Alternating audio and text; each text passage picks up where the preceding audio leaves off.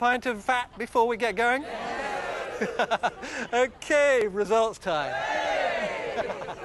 Well, for LDL cholesterol, which is the cholesterol that is associated with increased risk in heart disease, the people who were taking butter on average increased their LDL cholesterol by 0.3 millimoles per litre, which is about 10%. Right, so the poor old butter group, their heart disease risk went up, but in a way that was kind of completely predictable, is that right? And when you stop having that butter, it reverts again. Yeah.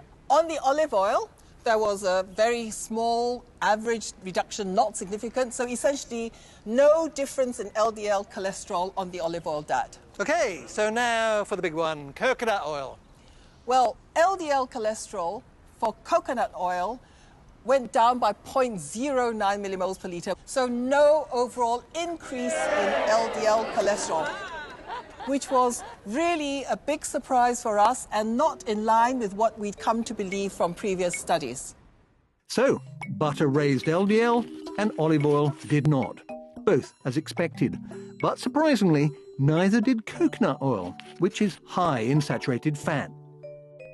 The fact that it didn't is really, really surprising. We also measured HDL cholesterol, which is the good cholesterol, and we found that coconut oil increased your good cholesterol, HDL cholesterol, more than olive oil and butter. Butter and olive oil both raised good cholesterol by about 5%, but coconut oil raised it by an impressive 14%. And because it helps remove the bad stuff, the more good cholesterol you have compared to bad, broadly, the better. So, in our study, coconut oil did not raise bad cholesterol despite being high in saturated fat. And it also seemed to increase good cholesterol. So I must admit, I found that surprising, the idea that you can eat something which is rich in saturated fat and your LDL levels don't go up. Why?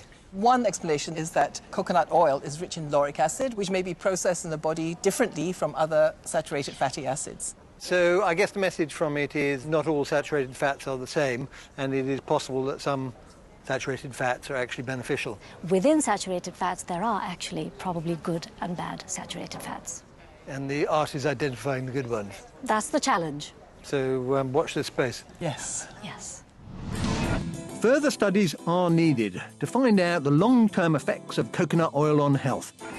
But our results were unexpectedly good.